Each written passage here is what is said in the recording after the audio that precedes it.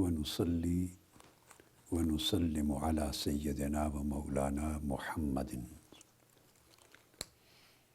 رسوله النبي الأمين المكين الحنين الكريم الرؤوف الرحيم. أما بعد، بسم اللہ الرحمن الرحیم. معزز سامعین و ناظرین، جملہ خواتین و حضرات اور عزیزان محترم، اللہ جل مجدہ کی توفیق سے ہم نے پچھلی نشست میں صحیح البخاری کی پہلی کتاب کی آخری یعنی 7ویں حدیث کا مضمون مکمل کیا. میرا خیال تھا کہ آج اگلی کتاب یعنی کتاب الایمان کو شروع کیا جائے، مگر اچانک میں نے اس بات کو ضروری سمجھا کہ جو مضمون صحیح بخاری کی حدیث نمبر 7 میں یعنی کتاب و بدء الوحی کی جو آخری حدیث ہے، جس میں قیصر روم یا ہرقل روم کے دربار میں ابو سفیان بن حرب کا سٹیٹمنٹ ہے، اسی طرح کا ایک واقعہ حضور نبی اکرم صلی اللہ تعالیٰ علیہ وآلہ وسلم کی سیرت طیبہ پر ایک اور بڑا عظیم الشان سٹیٹمنٹ فراہم کرتا ہے، اور وہ بھی حضور علیہ الصلوۃ والسلام کی مبارک سیرت کا ایک عظیم ڈاکیومنٹ ہے. جیسے کتاب و بدء الوحی کے تحت ہم نے حضور علیہ الصلوۃ والسلام پر وحی کے نزول کی ابتدا کے باب میں ام المومنین حضرت عائشہ صدیقہ رضی اللہ تعالیٰ عنہ کی روایت کو بیان کیا، جس میں ام المومنین حضرت خدیجہ الکبریٰ رضی اللہ تعالیٰ عنہ کا سٹیٹمنٹ تھا. آقا علیہ السلام کی سیرت طیبہ کے 5 ابواب بیان کیے. حضرت عبداللہ ابن مسعود نے آپ کی سیرت طیبہ پر ایک بہت بریف سٹیٹمنٹ دیا، جبرائیل امین رمضان المبارک کی ہر شب آپ کے پاس آنے کے حوالے سے. پھر ابو سفیان بن حرب، ان کی زبان سے صحیح بخاری نے ایک بڑی جامع تصویر پیش کی آقا علیہ السلام کی سیرت طیبہ اور آپ کی تعلیمات کی. ایگزیکٹلی اسی کے ساتھ مشابہت اور مماثلت رکھتا ہے ایک اور سٹیٹمنٹ. تو میں نے چاہا کہ یہ صحیح بخاری کے حوالے سے چونکہ سیرت نبوی کے کچھ ابواب بیان ہوئے ہیں، اور وہ ابواب عجیب ہیں کہ وہ سٹیٹمنٹس ہیں. ایک آپ کی زوجہ مطہرہ کا سٹیٹمنٹ ہے، ایک صحابی کا سٹیٹمنٹ ہے، مگر اس زمانے میں جب وہ ابھی اسلام انہوں نے قبول نہیں کیا تھا، اور زمانہ قبول اسلام کے بعد وہ آگے نیریٹ کر رہے ہیں صحابہ کو. یہ سٹیٹمنٹ اس زمانے کا ہے جب کچھ صحابہ اکرام ہجرت کر کے حضور علیہ الصلوۃ والسلام کے حکم سے حبشہ چلے گئے تھے.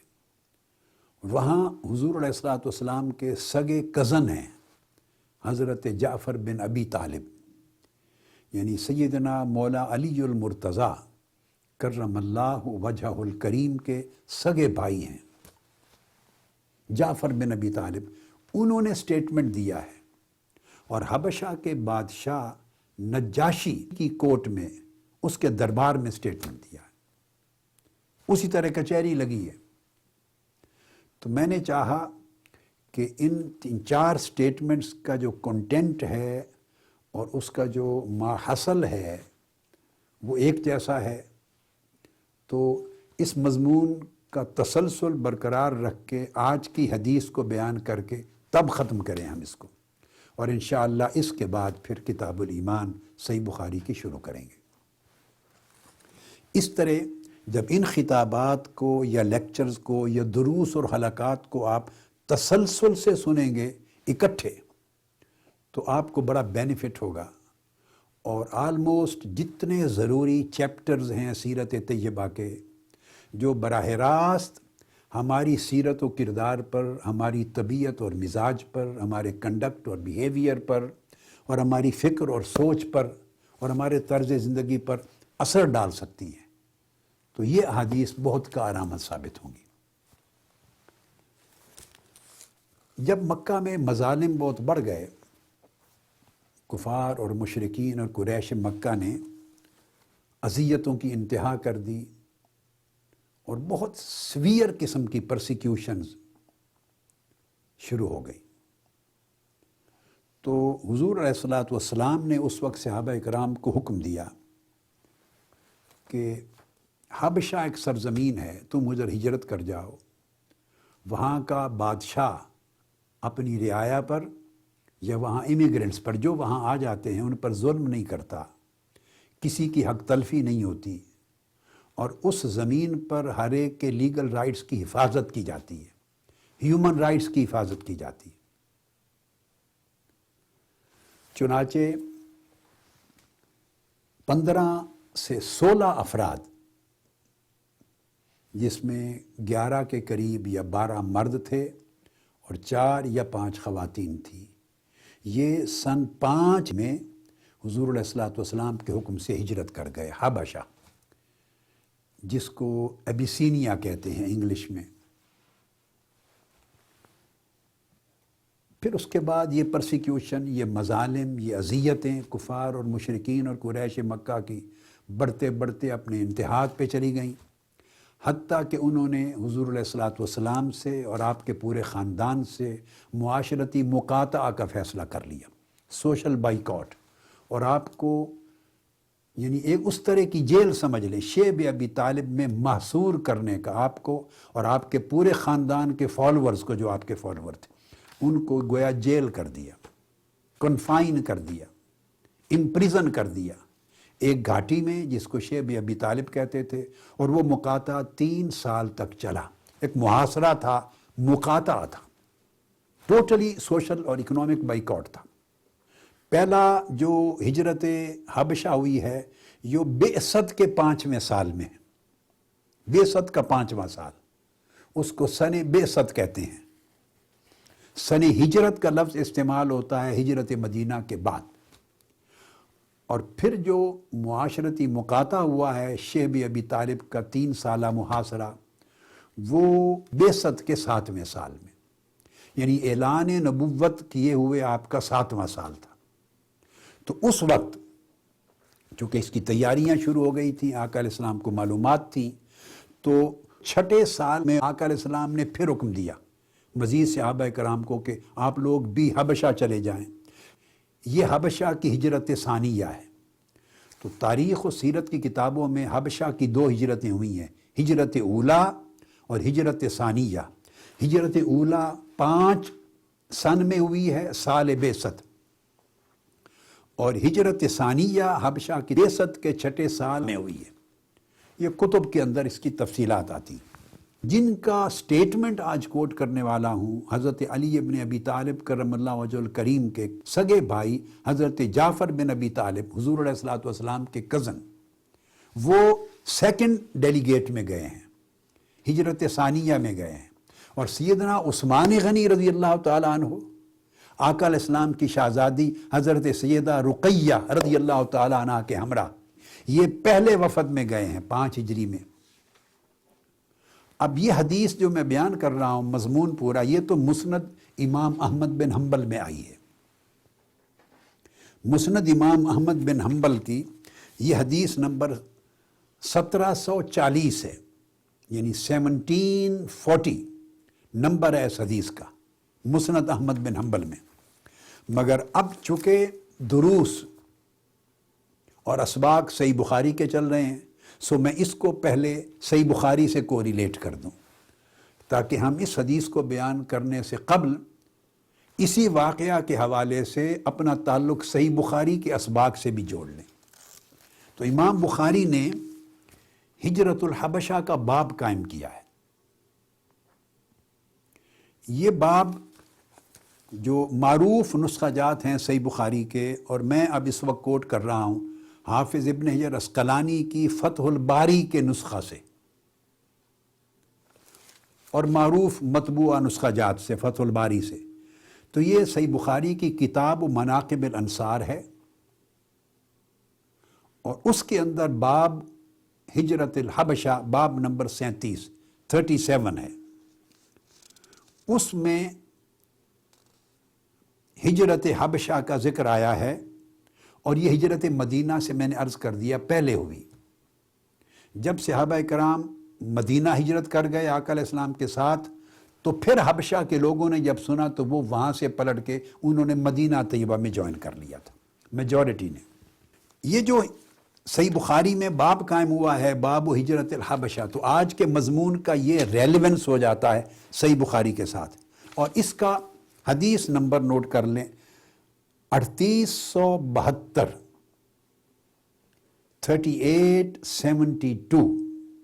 3872 یہ صحیح بخاری کا حدیث نمبر ہے۔ اس میں سیدنا عثمان غنی رضی اللہ تعالیٰ عنہ آخر وقت میں شہادت سے قبل ایک بیان فرما رہے ہیں، اس میں آپ ذکر کرتے ہیں جو صحیح بخاری کی اس حدیث میں آتا ہے، جسے عروہ بن زبیر رضی اللہ تعالیٰ عنہ نے روایت کیا، کہ سیدنا عثمان غنی رضی اللہ تعالیٰ عنہ فرماتے ہیں، وَكُنْتُ مِمَّنِ اسْتَجَابَ لِلَّهِ وَرَسُولِهِ وَآمَنْتُ بِمَا بُعِثَ بِهِ محمد صلی اللہ علیہ وسلم، میں ان اوائل لوگوں میں سے ہوں جنہوں نے آقا علیہ السلام کی دعوت پہ لبیک کہا اور آپ پر ایمان لے آئے، اور جو دین آپ لے کے مبعوث ہوئے تھے اس پر ایمان لائے۔ وَهَاجَرْتُ الْهِجْرَتَيْنِ الْأُولَيَيْنِ، یہ وہ بنیادی بات ہے، اور میں نے جو پہلی 2 ہجرتوں کا مہاجر ہوں۔ حضرت عثمان غنی رضی اللہ تعالیٰ عنہ نے چونکہ دونوں ہجرتوں کے وفود میں شمولیت کی اور آپ وہاں مقیم رہے، تو آپ فرما رہے ہیں کہ مدینہ طیبہ سے قبل جو پہلی 2 ہجرتیں ہوئی تھیں حبشہ کی، میں ان میں سے ہوں۔ اور پھر ذکر کرتے ہیں کہ آقا علیہ السلام کی صحبت میں رہا، آپ سے بیعت کی، اور یہ ذکر آیا۔ یہ امام بخاری نے حدیث حبشہ کی ہجرت کے باب میں لی ہے۔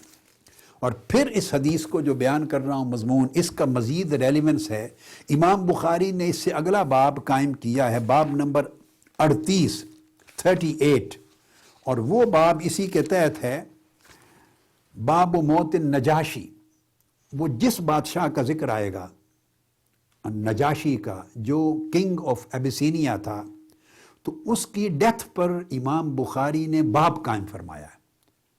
چونکہ یہ جو واقعہ آپ سنیں گے، جس میں آقا علیہ السلام کی سیرت طیبہ کے کچھ اور ابواب سامنے آئیں گے، اس کے بعد وہ مسلمان ہو گیا تھا، اس نے کلمہ پڑھ لیا، اس نے اسلام قبول کر لیا، اس کو تھریٹ نہیں تھا، اس نے اپنی پوری ریاست کو قائل کر لیا اور وہ اس کے سپورٹر بن گئے، تو اس نے اسلام قبول کر لیا، اور اس کی کم و بیش 8 ہجری میں فتح مکہ سے پہلے یہ جو سال تھا اس میں ڈیتھ ہوئی۔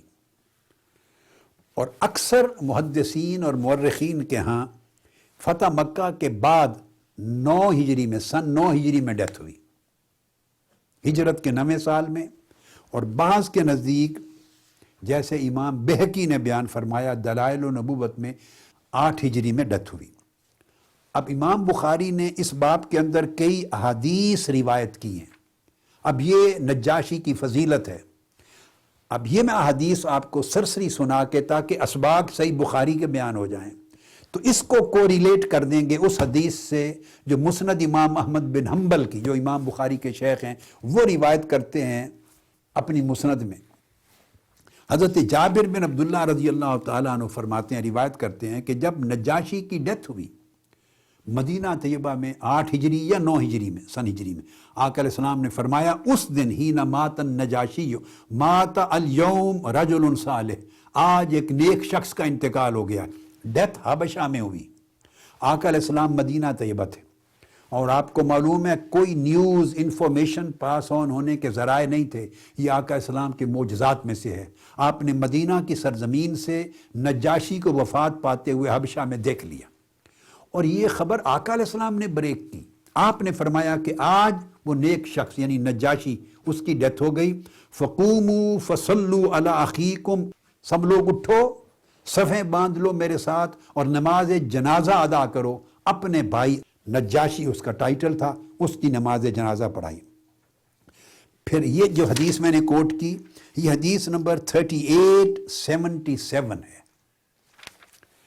اس کے بعد اگلی حدیث لاتے ہیں امام بخاری، حدیث نمبر 3879، وہ بھی جابر بن عبداللہ رضی اللہ تعالیٰ عنہ سے مروی ہیں کہ ان النبی صلی اللہ علیہ وآلہ وسلم صلی علی صحۃ النجاشی فکبر علیہ اربع۔ آقا علیہ السلام نے نجاشی کی نماز جنازہ پڑھائی جس دن اس کی ڈیتھ ہوئی حبشہ میں، ادھر مدینہ میں، اور آپ نے 4 تکبیریں پڑھی۔ تو اس سے 4 تکبیروں کے مسئلے کو عکس کرتے ہیں فقہا۔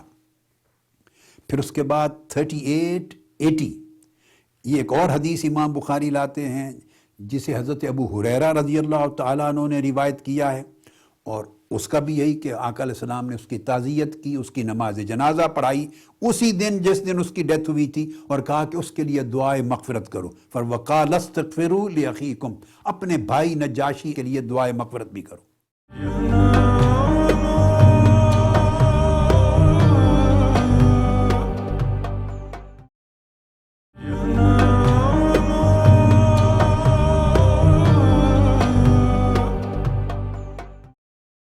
پھر 3881 ایک اور حدیث امام بخاری لاتے ہیں، وہ بھی حضرت ابو ہریرہ رضی اللہ تعالیٰ عنہ راوی ہیں، اور اس کے کلمات بھی یہی ہیں کہ اخبرہم ان رسول اللہ صلی اللہ علیہ وآلہ وسلم صف بہم فی المصلی فصلی علیہ وکبر اربعا۔ آقا علیہ السلام نے جو جناز گاہ تھی اس میں تمام صحابہ کی صفیں بنائیں، اور صفیں بنا کر آقا علیہ السلام نے ان کے اوپر نماز جنازہ پڑھی، 4 تکبیریں پڑھی، صف بندی کرانے کے بعد 4 تکبیریں۔ اب یہ پورا باب چونکہ النجاشی پر امام بخاری نے قائم کیا ہے، ان کی ڈیتھ پر، ان کا جنازہ پڑھانے پر، اور آقا علیہ السلام کے اس عظیم معجزہ پر اور اس کی فضیلت کے بیان پر، کہ اس نے جو تکریم کی تھی آقا علیہ السلام کے غلاموں کی، وہ جو مسلمان پہنچے تھے مظلوم، کفار اور مشرکین مکہ کے مظالم سے تنگ آ کر نجات پانے کے لیے، وہاں تحفظ، حفاظت اور پناہ لینے کے لیے، اور اس نے ان کو پناہ دی تھی اور عزت کی تھی، تکریم کی تھی، میزبانی کی تھی، اچھا مہمان نواز بنا تھا، ان کے دین کو تحفظ دیا تھا، ان کے لیے کوئی مشکل نہیں آنے دی تھی، ان کو اپنی مذہبی آزادی دے دی تھی۔ اور کفار اور مشرکین مکہ نے جب اپنا وفد بھیجا تھا نجاشی کے پاس کہ وہ اسے کنونس کر کے، یہ جو جہاں سے مہاجر ہو کے چلے گئے ہیں ہجرت کر کے، جنہیں قریش کہتے تھے بھاگ کر چلے گئے ہیں مفرور، انہیں واپس لے آئیں تاکہ ہم پھر بدستور ان پر مظالم جاری رکھیں، اور اس نے انکار کر دیا تھا۔ آقا علیہ السلام نے اس کے اس طرز عمل اور اسلام کے قبول کرنے کی لاج رکھی، اس حد تک کہ جب حبشہ سے مسیحی لوگوں کا وفد آیا تھا، حبشہ سے کرسچنز کا وفد آیا تھا، تو مسجد نبوی نے آقا علیہ السلام نے اپنے دست مبارک سے ان کی تواضع کی تھی، ان کو کھانا پانی پیش کیا تھا، خود اپنے دست مبارک سے میزبانی کی۔ صحابہ کرام نے عرض کیا، یا رسول اللہ ہم جو موجود ہیں اس خدمت کا موقع ہمیں دیں، ہم خدام موجود ہیں، ہم کر لیں گے۔ فرمایا نہیں، اس بادشاہ نجاشی نے، ان کے بادشاہ نے اپنے ہاتھوں سے میرے گئے ہوئے مسلمان بھائیوں اور میرے غلاموں کی خدمت کی تھی، حفاظت دی تھی، مجھے اس کے احسان کا بدلہ خود چکا لینے دو۔ هل جزاء الاحسان الا الاحسان۔ اب چونکہ صحیح بخاری کے حوالے سے اتنا ریفرنس میں نے دیا، تعلق قائم ہو گیا نا، اب یہ حدیث میں اس موقع کی سناتا ہوں۔ تو جب دوسرا وفد بھی چلا گیا حبشہ، جب جعفر بن ابی طالب رضی اللہ تعالیٰ عنہ بھی پہنچے، تو قریش مکہ نے دیکھا کہ لوگوں کے لیے پناہ گاہ مل گئی ہے، تو انہوں نے 2 بڑے چوٹی کے اپنے لوگ متعین کیے، تحائف بھیجے، بہت سارا سامان خرید کر، اور کہا کہ وہاں جا کے رشوت کے طور پہ اس کے وزراء میں بانٹو۔ نجاشی کے جو مذہبی رہنما ہیں، اس کے حبشہ کے ریلیجس لیڈرز ہیں، پولیٹیکل لیڈرز ہیں، انفلوئنشل لوگ ہیں، ایلیٹ ہیں، جو رائے عامہ ہموار کرنے اور نجاشی کو کنونس کرنے میں، انفلوئنس کرنے میں رول پلے کر سکتے ہیں، ان کو تحائف دو۔ انہوں نے تحائف بانٹے، اور بانٹ کے پھر نجاشی کی کوٹ لگی، اس کا دربار، اور وہاں وہ پیش ہوئے۔ یہ جو حدیث ہے جسے امام احمد بن حنبل نے روایت کیا ہے، دلچسپ ہے کہ اس حدیث کی راویہ، خود راوی ام المومنین حضرت ام سلمہ رضی اللہ تعالیٰ عنہ ہے۔ اس وقت صاحب ظاہر آقا علیہ السلام کے عقد زوجیت میں نہیں آئی تھی، پہلا زمانہ تھا، تو اس حدیث کو روایت، اور وہ بھی مہاجرات حبشہ میں سے تھی، اور وہ اپنے زمانہ قیام کی اپنی آنکھوں دیکھا حال اس دن کا بیان کر رہی ہیں جس دن کی یہ سٹیٹمنٹ میں کوٹ کر رہا ہوں۔ تو ام سلمہ وہ صاحبزادی تھی ابی امیہ بن المغیرہ کی، اور بعد میں آقا علیہ السلام کی زوجہ مطہرہ ہوئی۔ وہ فرماتی ہیں کہ ہم جب حبشہ گئے اور ہم جا کے حبشہ کی سرزمین پہ سیٹل ہوئے تو نجاشی ہمارا بڑا شاندار میزبان بنا، اس نے ہمیں تحفظ دیا، ہمارے دین کی حفاظت کی، ہمارے جان و مال کی حفاظت کی، ہمیں اللہ کی عبادت کرنے دی، اور اپنی عقیدے کے مطابق ہمارے مذہب میں کوئی رکاوٹ نہیں ڈالی، اور ہم نے کوئی ایک معمولی سی بات بھی نہیں سنی جس کا کوئی بوجھ ہماری طبیعتوں پر آیا ہو۔ اس نے اتنی آزادیاں فراہم کی، فریڈم دی، ریلیجس فریڈم۔ اور یہ دلچسپ بات ہے، آقا علیہ السلام کی کوئی ملاقات نہیں ہے، حبشہ نہ کبھی آئے نہ گئے، مگر جانے سے پہلے آقا علیہ السلام نے فرمایا وہاں جاؤ، وہاں کا حکمران ظلم نہیں کرتا، حق تلفی نہیں کرتا، اور مذہبی آزادی دیتا ہے۔ یہ ارض و صدق ہے، یعنی جو آپ کے رائٹس ہیں ان کے تحفظ کی سرزمین ہے۔ اب جب قریش مکہ نے تو وفد بھیجا اور وہ وفد پیش ہوا، اس نے جا کے ڈیمانڈ کی یہ جو لوگ بھاگ کے آئے ہیں یہ ہمیں واپس بھیج دو۔ نجاشی نے پوچھا کیوں واپس لینے آئے ہو؟ انہوں نے کہا ایک شخص اٹھا ہے، اس نے نئے دین کا دعویٰ کر دیا ہے، اور حدیث کے الفاظ ہیں کہ بدعت کا دین ایک شروع کر دیا، یعنی نیا، جو ہمارے آباء و اجداد کے طریقے سے ہٹ کر ہے۔ تو کچھ سر پھرے نوجوان ہیں، انہوں نے اس کے دین کو، دعوت کو قبول کر لیا ہے، اور چلو اگر اپنا دین چھوڑنا بھی تھا تو پھر کم سے کم تمہارے دین میں داخل ہو جاتے، یعنی کرسچینٹی قبول کرتے، تو وہ اپنے باپ دادا کے دین کو بھی چھوڑ گئے اور تمہارے مذہب یعنی کرسچینٹی میں بھی نہیں آئے، اس ایک نئے مذہب کے اندر داخل ہو گئے، اور یہ ہم سے بھاگ کے آئے ہیں، مفرور ہیں، تو ہمیں واپس دو۔ خیر، میں آگے واقعات آتے ہیں، تفصیل میں ان طرف نہیں جانا چاہتا کیونکہ میرا فوکس اب آگے اس چیپٹر پر ہے جو سیرت طیبہ کے پہلوؤں کو بیان کرتی ہے، تاکہ پچھلی جن بخاری شریف کی احادیث کے تسلسل میں جو مضمون بیان ہو رہا ہے، تسلسل کے ساتھ اس کے ساتھ یہ جڑ جائے اور یہ اس کا کنکلوژن بن جائے۔ اس دربار میں پھر نجاشی نے طلب کیا ان عرب دو قریشی مہمانوں کو بھی جو آئے تھے، اور جعفر بن ابی طالب کو بھی، اور آپ کے ساتھ جو باقی صحابہ اور صحابیات تھی، اور کہا کہ تمہیں موقع دیتے ہیں۔ اس کو کہا بتاؤ تمہارا سٹیٹمنٹ کیا؟ اس نے کہا پہلے ان سے پوچھ لو جو آئے ہیں۔ تو نجاشی نے پوچھا جعفر بن ابی طالب سے تم کیا کہتے ہو؟ تو دربار میں پورے اس کے سارے ریلیجس لیڈرز تھے، اس کے وزراء تھے، اس کے امراء تھے، اس کے ایڈوائزرز تھے، اس کے پولیٹیکل اعیان تھے، اس کے تمام لوگ، اور مسلمان بھی تھے، اور قریش مکہ کا وفد بھی تھا۔ وہاں حضرت جعفر بن عبداللہ نے سٹیٹمنٹ دیا ہے، اس نے کہا کننا قوما اہل جاہلیت نعبد الاصنام، ہم ایک جاہل قوم تھے، پیگن عربز تھے، پیگن عربز جاہل قوم تھے، ہم بتوں کی پوجا کرتے تھے، آئیڈل ورشپرز تھے۔ وَنَأْكُلُ الْمَيْتَ، ہم کیرین مردار کھاتے تھے، یہ ہمارا طرز زندگی تھا۔ وَنَأْتِ الْفَوَاحِشِ، اور ہم انڈیسنٹ لوگ تھے، جب اندازہ کریں بے حیائی کا ارتکاب کرتے تھے، انڈیسنسی کا، گناہوں کا ارتکاب کرتے تھے۔ وَنَقْطَعُ الْأَرْحَامِ، اور بلڈ ریلیشن شپ جو خونی رشتے ان کو کاٹتے تھے، ان پر ظلم کرتے تھے۔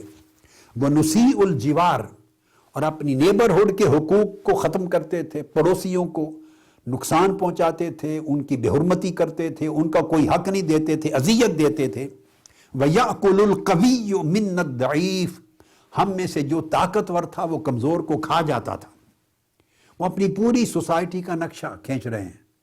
اب اس حدیث کو اس لیے بھی لیا ہے کہ ہم اپنے من میں بھی ساتھ ساتھ جھانکتے چلے جائیں، اپنی انفرادی حالات کو بھی دیکھیں، اپنے اجتماعی حالات کو بھی دیکھیں، ایز این انڈیویجول ایک یونٹ کے طور پہ بھی دیکھیں، اور ایک ٹوٹیلٹی کے طور پہ بھی دیکھیں کہ ہم کہاں کھڑے ہیں، ہمارے اخلاق، ہمارے طور طریقے، ہمارے میلانات، رجحانات، ہمارا برتاؤ، ہمارا کنڈکٹ، ہمارا بیہیویئر، ہمارا way of thinking, way of acting کیا ہے، کہاں کھڑے ہیں۔ وہ کہتے ہیں ہم میں سے ہر قوی، طاقتور، اس کی جتنی طاقت تھی وہ ضعیف کو کھاتا تھا. اب کھانے سے مراد صاف ظاہر ہے وہ یہ تو نہیں کہہ رہا کہ وہ اس کی بوٹیاں ایسے دانتوں سے کاٹ کے تو اس کو سالن میں ڈالتا تھا, ہنڈیا پکا کے کھاتا تھا, نہیں. یعنی ہر طاقتور کمزور کا حق کھاتا تھا, اس کی عزت پر حملہ کرتا تھا, اس کے حقوق کھاتا تھا. غیر مساوی دولت کی تقسیم تھی, غیر عادلانہ تقسیم تھی. غریب غریب تر ہو رہا تھا, کمزور کمزور تر ہو رہا تھا, طاقتور طاقتور, امیر امیر تر ہو رہا تھا. غریب کے کوئی حقوق نہیں تھے ہماری سوسائٹی میں, اس کی کوئی عزت نہیں تھی, جان و مال کا تحفظ نہیں تھا, آزادیاں نہیں تھیں. اس کو حقیر دیکھتے تھے ہم, اور جو چاہتا اس کے حقوق سلب کر لیتا. اس نے کہا فَكُنَّا عَلَىٰ ذَلِكَ, ہم اس حال کے مطابق زندگی بسر کر رہے تھے. یہ ہماری سوسائٹی تھی, یہ ہمارا بیہیویئر تھا, یہ ہماری ہیبٹس تھی, یہ ہمارا ریلیجن تھا, یہ ہمارا کلچر تھا, یہ ہماری لائف تھی. حَتَّى بَعَثَ اللَّهُ إِلَيْنَا رَسُولًا, یہاں تک کہ اللہ نے ہمارے اندر ایک رسول کو مبعوث فرما دی. رسولاً منا, ہمارے اندر مبعوث فرمایا. نَعْرِفُ نَسَبَهُ, اور ہم اس کی پیدائش کے وقت سے اس کو جانتے تھے. اور صرف پیدائش سے نہیں, اس کے نسب کو, اس کے خاندان کو, اس کے والدین کو, باپ دادا کو, نسب کو جانتے تھے. یعنی ہمارے لیے اجنبی نہیں تھا کہ ہم کسی بھول میں آ گئے ہیں. وَصِدْقَهُ, اور اعلان نبوت سے پہلے اس کے سچے ہونے کو جانتے تھے, اس کی صداقت کو. ٹروتھفل تھا, صادق اور امین تھے, ہم جانتے تھے. وَأَمَانَتَهُ کا لفظ یعنی امانت, آنسٹ تھا, ٹرسٹ وردی تھا, ہم ان کو یہ بھی جانتے تھے. وَعَفَافَهُ, اور ان کی طہارت, ان کی پاکیزگی اور پاکیزہ دامنی جانتے تھے. ان کے دامن پہ کوئی چھینٹا نہیں تھا, کوئی چھینٹا نہیں تھا. ان کے اخلاق, ان کی طہارت, ان کی طبیعت, ان کی امانت, ان کی صداقت, ان کے اندر ساری خیر, ہم ان کو جانتے تھے شروع سے. فَدَعَانَا إِلَى اللَّهِ لِنُوَحِّدَهُ, پھر انہوں نے ایک وقت آیا کہ ہمیں دعوت دی اللہ کی توحید کی طرف. وَنَعْبُدَهُ, کہ ہم اللہ کی عبادت کریں. وَنَخْلَعَ مَا كُنَّا نَعْبُدُ نَحْنُ وَآبَاؤُنَا, اور جن بتوں کی ہمارے باپ دادا اور ہم پوجا کرتے چلے آ رہے تھے ان کو چھوڑ دیں. من دونی من الحجارت والاوثان, بتوں کی, پتھر کے بتوں کی, آئیڈل ورشپ چھوڑ دیں. یہ پہلا حصہ بیان کیا, توحید کی دعوت دی. اس کے بعد وہ کہتے ہیں وَأَمَرَنَا بِصِدْقِ الْحَدِيثِ, یہ وہ پورا چیپٹر شروع ہو گیا. اس نے پوچھا, وہ نجاشی پوچھتا جاتا تھا کہ بتاتے جائیں کہ انہوں نے کیا تعلیم دی آپ کو, کیا کہا. انہوں نے کہا کہ ہمیں سچ بولنے کی تعلیم دی. ہر شخص کو ٹروتھفل ہونا چاہیے, کبھی جھوٹ نہ بولیں, کبھی دھوکہ دہی آپ کی زبان میں نہ ہو. سچ بولیں, سچ سچ اور سچ, اندر بھی سچ اور باہر بھی سچ, قول میں بھی سچ اور فعل میں بھی سچ. اس نے سچائی کی بولنے کی تعلیم دی. وَأَدَاءِ الْأَمَانَةِ, اور اس نے کہا کہ جس شخص کا جو حق ہے وہ پورا پورا ادا کر دو, کسی کی امانت میں خیانت نہ کرو. اور امانت کی ٹرم بڑی وسیع ہے. جس نے کوئی چیز اپنی آپ کے پاس چھوڑی ہے وہ بھی امانت ہے, اس کو پوری پوری لوٹا دو. جس نے کوئی بات آپ سے پوچھی ہے مشورے کے لیے وہ بھی امانت, اس کو سچائی پر مبنی رہنمائی کر دو. جس کا حق آپ کے اوپر دینا واجب ہے وہ حق امانت ہے, اس کے حق کو پورا ادا کر دو. اور جس نے کوئی حق آپ کا ادا کرنا ہے وہ زائد نہ لو, وہ ظلم ہوگا, وہ بھی اتنا ہی لو. اور جو اس کی عزت, اس کا احترام, اس کے حقوق, جو معاملات ہیں وہ پورے ادا کرو, اس میں کسی قسم کی کمی بیشی نہ کرو. یہ امانت ایک بڑی جامع ٹرم ہے. وصلۃ الرحم, اور پھر انہوں نے ہمیں تعلیم دی کہ خونی رشتوں کو جوڑو. جتنے خونی رشتے ہیں اگر وہ اپنے آپ کو توڑیں بھی تو آپ ان کو جوڑیں. وہ آپ سے زیادتی بھی کریں, خونی رشتے جو بلڈ ریلیشن شپس ہیں, جو کلوز ریلیٹیوز ہیں, کنس فولک, وہ اگر آپ سے زیادتی بھی کریں تو درگزر کرو, اگنور کر دو, فارگیو کر دو. آپ کو محروم بھی کریں تو سٹل آپ ان کو دو, ڈپرائیو کریں آپ ان کو دو. اس نے ہمیں یہ تعلیم دی کہ خونی رشتوں پر احسان کرو, ان کو جوڑو. ہم نہیں کرتے تھے. پھر تعلیم دی وہ حسن الجوار, جو آپ کے پڑوس میں ہے اس کے ساتھ بھلائی کرو, نیکی کرو, اس کے ساتھ احسان کرو. اب جوار کو سن لیں, حسن الجوار کا معنی بھی جان لیں. اب اس کو میں قرآن مجید سے تھوڑا انٹرپریٹ کر دوں. یہ 5واں پارہ ہے سورہ النساء، اس کی آیت نمبر 36 کو آپ لوگ کھول لیجئے گا، بعد میں رمضان المبارک ہے، اس کو پڑھیے۔ یہ جو فرمایا حسن الجوار، جوار کہتے ہیں قربت کو، قربت کا حق ادا کرو، جہاں قربت ہو وہاں احسان کرو،